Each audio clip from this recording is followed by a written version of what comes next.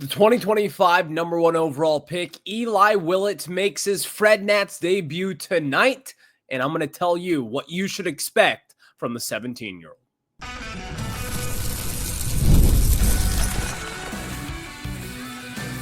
You are Locked On Nationals, your daily Washington Nationals podcast, part of the Locked On Podcast Network, your team every day. And thank you all for making Locked On Nationals your first listen every single day, as we are free and available wherever you get your podcasts. And yes, I'm your host, Ryan Clary. I am part of the Locked On Podcast Network, where it's your team every single day. And yes, this is the Locked On Nationals podcast. So later on in today's show, we'll preview the Nats and the Mets Game 3 series. You've got Mackenzie Gore going up against Sean Manaea. We'll discuss that game later on in the show today. And in that second segment, we have a discussion on the Nats lineup. And guys, I'm tired of it. Brady House yesterday. What are we doing? What are we doing, Miguel Cairo? We'll discuss that later on in the show. And I also have a positive to say about Miguel Cairo. We're going to try to be positive here. So we'll have that discussion later on in the show today. But we start off discussing Eli Willits skipping rookie ball and going straight to the Fred Nats. We'll have that preview for you. But today's episode is brought to you by 5 Hour Energy. Enter for a chance to win a dream golf trip for 2 to any golf tournament in the USA. Visit 5hewin.com for full rules and entry. No purchase necessary. Excludes the Masters tournament. Ends October 31st, 2025. So Eli Willits, the Nationals' number one prospect, the number one overall pick in the 2025 MLB Draft, makes his debut tonight. And the expectations right now, listen, he's a 17-year-old. This is by far the youngest prospect right now. He is 4 years younger than the average prospect in low A ball this year. This is a kid that literally should be walking into high school, getting his classes and getting his textbooks today, and not even to a college. He should be walking into the senior year of his high school. Yet he is here, and he is going to be playing professional baseball, and I think the kid is ready. I love Eli Willits, and I love what the Nationals did in the 2025 draft class. We broke that down all July. I thought the correct decision was to kind of spread their wealth around and get the most prospects, and that's what the Nationals did, signing him to an $8.2 million below slot bonus at that number one pick. The expectations for Eli Willits right now, they should be a little bit lower than what you would anticipate for a number one overall pick. Let me explain. Number one, he is 17 years old. Again, this is not going to click overnight, but I also don't think he's going to struggle out of the gate. I think Eli Willits is in fact one of the safer picks in this year's draft class. When you kind of get into it with high school prep bats, or whether it be someone from the international signing class, what I look for is kind of safety. And I think that's what the Nationals got here with Eli Willits. And when we get into like the safe prospects, what do those look like? Number one, typically a good defensive shortstop. And that's what Eli Willits is. He's got a strong arm. He can move. He covers a lot of ground at shortstop. And he's just a very good to potential elite defender someday at a premium defensive position of shortstop. So right there, that checks the box for defense for me. Number two is the hit tool. And that might be Eli Willits' best tool today. Right now, MLB.com has a 60 grade hit tool on him. But honestly, I would even consider throwing a 65 grade from just my own, talking to other people around baseball. And honestly, I think Eli Willits is a pretty safe pick to have a 65 hit grade going to next season. I would not be surprised to see Eli Willits hit for a pretty high average this season. And again, it's only going to be a few weeks in Fredericksburg before their season is over. So this is not going to be a long-term stint for him. But in this short period of time, you're going to see a lot of flashes from the number one overall pick. And I do believe that you will understand why the Nationals did take him number one overall. And looking at it today, you already have Ethan Holiday in low A. He made his debut just a few days ago for the Rockies. moving past rookie ball for Willits is the correct decision. The Nationals should be on this wavelength today, and luckily they are. I do believe in years past under Mike Rizzo, we probably would have seen him in rookie ball for the next week or so, or maybe the last few weeks, and maybe he gets a short stint up in Fredericksburg. But even then, this is the correct decision. The Nationals, in my opinion, for years now, have been very patient with prospects. And when you are patient with these prospects and kind of moving them up the ranks, I think a lot of them have gotten complacent over the years. So starting him, the number 1 overall pick in low A Freddie, this is the correct decision. And this is what the Nationals should be doing. You are not going to be speeding along his progress. He is not going to be making his debut next season, unless he just absolutely tears the cover off the baseball, and he might be one of the best prospects we've seen then. But I don't anticipate that at this point. He can't even go to your local 7-Eleven and buy cigarettes until this December. Like, again, this guy should be having assigned seating in a classroom in high school right now. Yet he is making his low A debut, hopefully tonight, but it will be sometime this weekend, according to Spencer Nussbaum of the Washington Post. This is an exciting time for Nationals fans.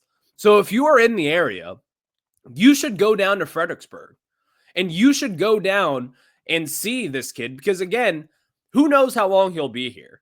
This is not going to be Dylan Cruz where he flies up to AA in just a half a season. That's not going to be the case at all.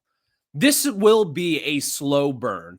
In fact, he probably won't even make it until AA until 2027 at this point. This is a young, very raw prospect for the Nationals. But you will see flashes of brilliance from Eli Willits. Looking back at the draft, again, there was no solidified number 1 overall pick. Cade Anderson was a good prospect, but even then, he doesn't scream number 1 pick to me. Ethan Holiday definitely made the case to be that number 1 overall guy, and you still could have made the case for him to be the number 1 overall guy. But Eli Willits, I think, is a safe prospect, and this will be a very good major leaguer moving forward. So seeing Eli Willits now in Fredericksburg, hopefully I'll be able to go down there this weekend and catch out the action. But this is an exciting time. This is really exciting for Nationals fans. And I have seen people out there saying, man, Mike DeBartolo is really kind of rushing it, putting him up in Fredericksburg, and this is kind of a way to save his job. I'm sorry, but a few weeks of Eli Willits' production is not going to be saving anybody's job at this point. Mike DeBartolo has either already made his job, or the Nationals have already made up their mind, and they're saying, you know what?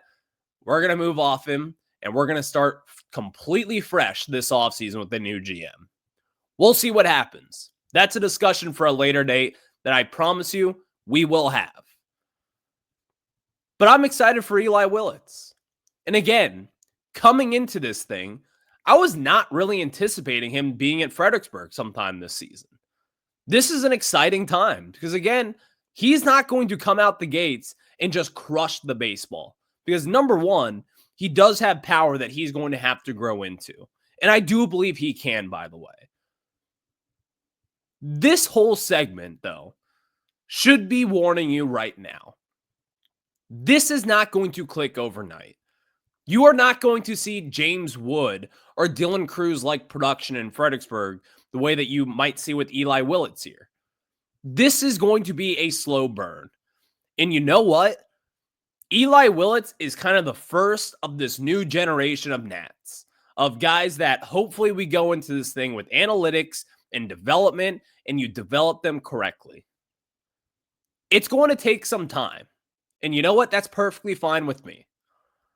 Going into this year's draft, we had no idea which direction the Nationals would go to. A lot of people thought it would be a college arm, but they ended up with the toolsy shortstop out of Oklahoma.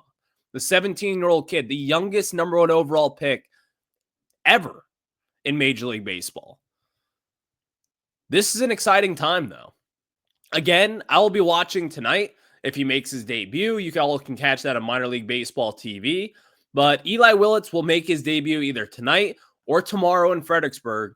And it's going to be a fun time because, again, The Fred Nats need a little juice, by the way, but also Eli Willits, he's going to bring it. The number 1 overall pick makes his debut this weekend for the Fred Nats, and I can't wait.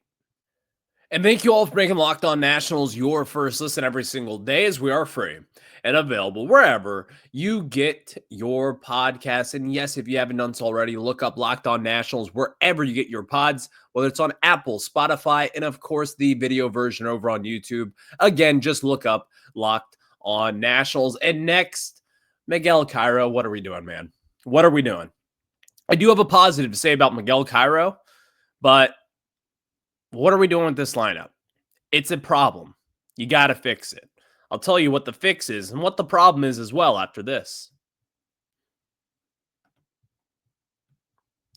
Most people can't name all their financial accounts or even what they are worth, whether it's 401ks, properties, or investments. And when you don't have the full picture, you can end up leaving money on the table. And that's why there is Monarch Money. It's an all-in-one personal finance tool that brings your entire financial life together in one clean, easy-to-use interface on your laptop or even on your phone. And Monarch does the heavy lifting for you. You can link all your accounts in minutes, see clear data visuals, get smart categorization of your spending, and finally feel in control of your own money. And I've linked all my accounts to Monarch Money and immediately spotted a few subscriptions that I was not even using. And canceling these alone saved me money every single month and also makes it easy for me to plan my long-term financial goals and spending activities all in one app.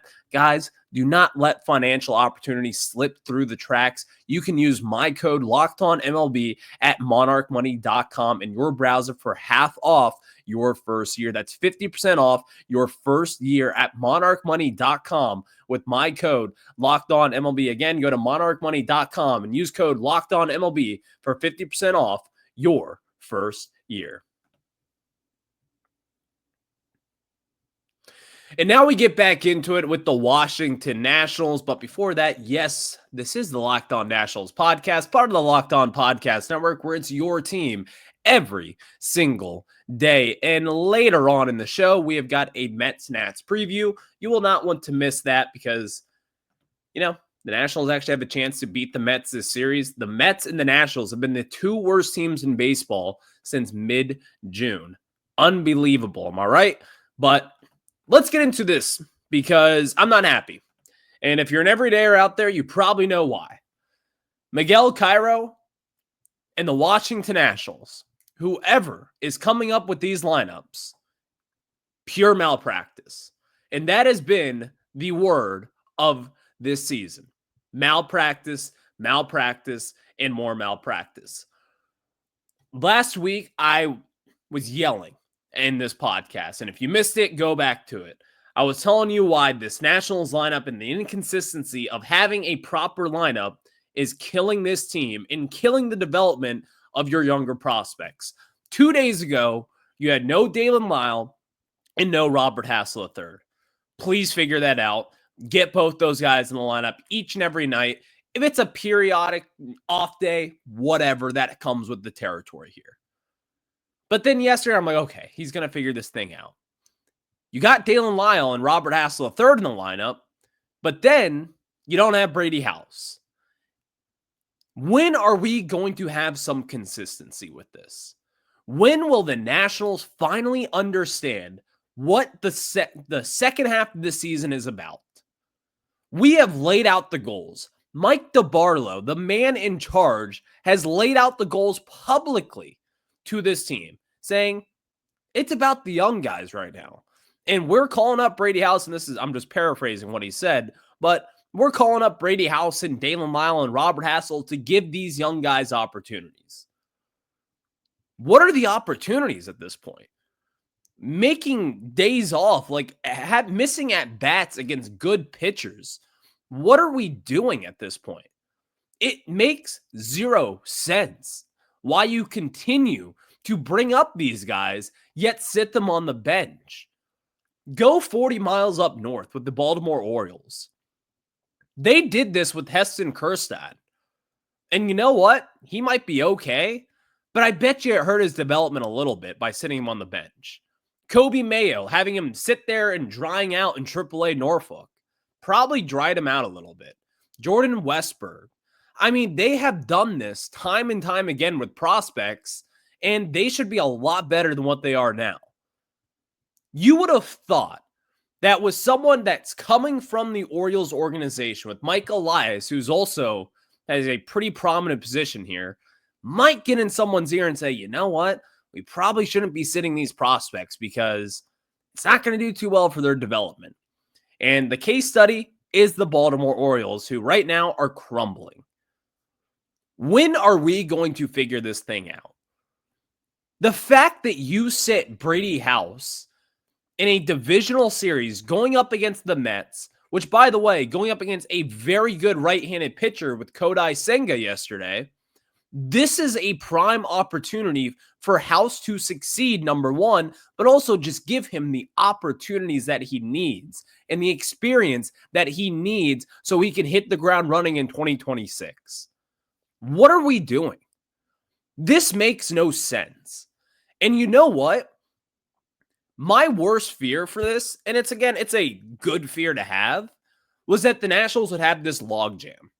You know, I was potentially talking about a Jose Tena logjam earlier this season with Brady House. We talked about how Daylen Lile and Robert Hassell with Jacob Young, who should not be in the lineup anymore, by the way, and with Dylan Cruz and James Wood and all the other stars that we have, or at least former star prospects that the Nationals do have on this team.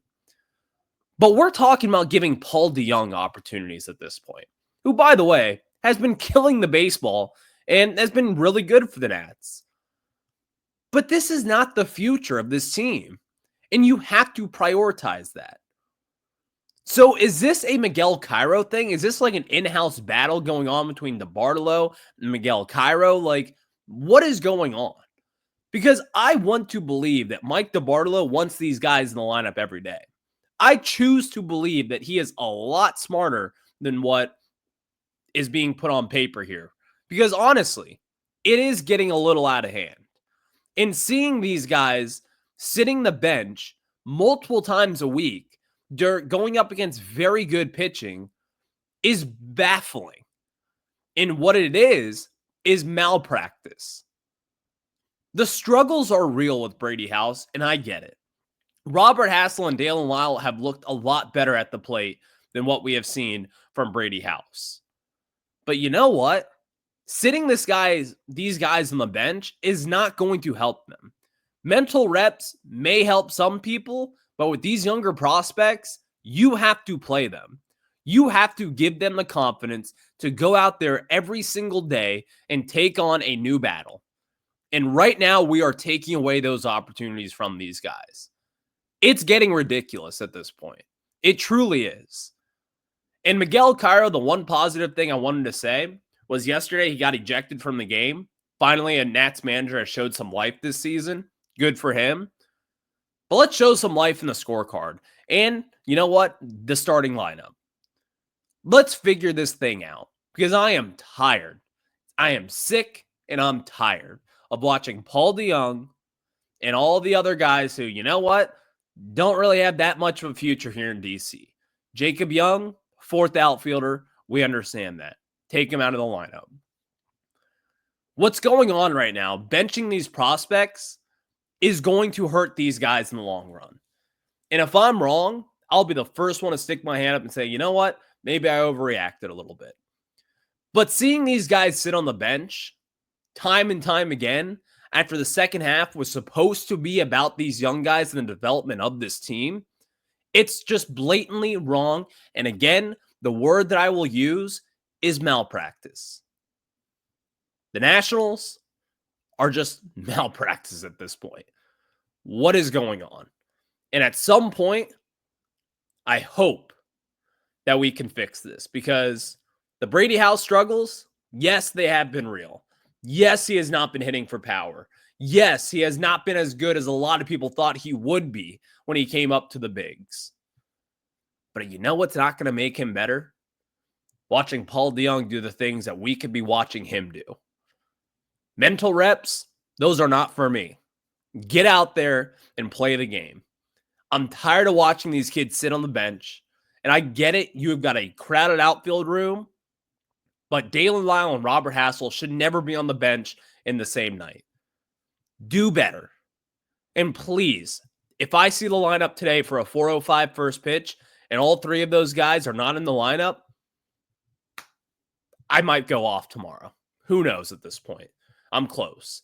Thank you all for making Locked On Nationals your first listen every single day, as we are free and available wherever you get your podcast. So next, let's talk about that game today with a 4:05 first pitch. It's actually the free game on MLB TV today. You've got Mackenzie Gore going up against Sean Manaea.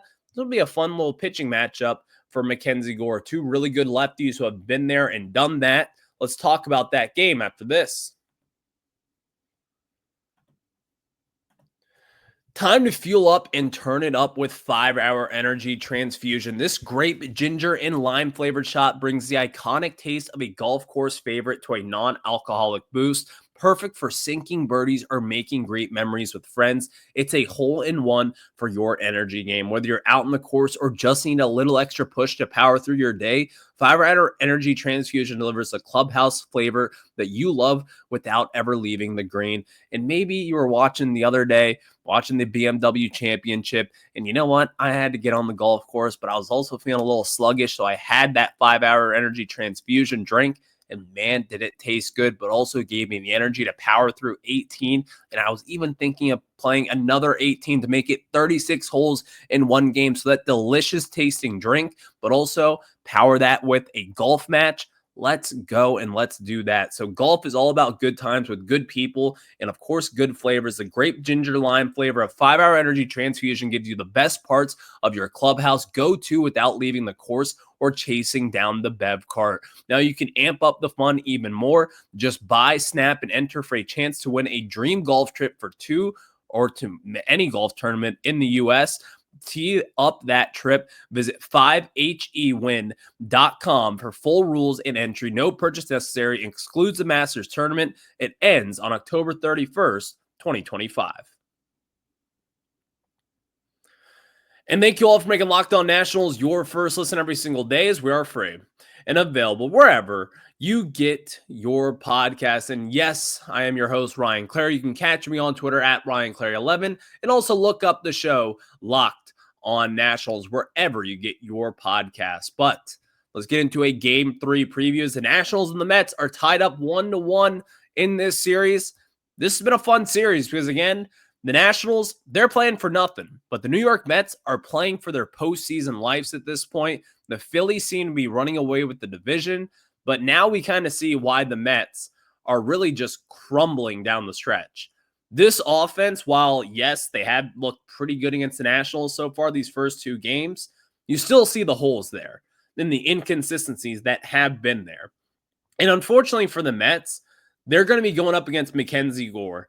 And a lot of their guys have struggled going up against Gore so far over the last few seasons here. And for the Washington Nationals, very familiar with Sean Manaea over the years. He's pitched against them, I believe, twice at this point over the last few seasons. So Manaea is going to be a tough one, but also Mackenzie Gore. This is kind of one of those starts where I will be amped up to watch. I want to see Mackenzie Gore out there striking out 8 to 10 batters, going 6+ innings pitch, and delivering another quality start. Because, listen, Gore struggled the past month. I mean, while the trade rumors were going on, we were discussing this nearly every single day with the rumors surrounding Gore. The Cubs were in on him. The Yankees were in on him. Basically, every team in baseball was in on Mackenzie Gore. He's a great pitcher, but also he struggled immensely. And finally, this last time out, it kind of felt as if he's put everything to bed. And, you know, we've seen a really good Mackenzie Gore now over these past few games here because this was not him previously. His past two starts going 6+ innings pitched, striking out 10 batters 2 starts ago and 7 this last time out, in which, again, 3 starts ago against the A's, he struck out 0 batters. And the 2 starts prior to that A's start only struck out 4 batters, and then 3 starts prior to that only struck out 2. I want to see that prime Mackenzie Gore back today, and hopefully for the Nationals, I think we will get that. So it'll be a fun game to watch, but if the Nats get the series win and you get to see all the young guys in the lineup tonight, I'll feel really good about the Nationals going forward. So thank you all for making Locked On Nats your first listen every single day, as we are free and available wherever you get your podcasts. I will catch you guys on the flip side. Have a good one. Go Nats.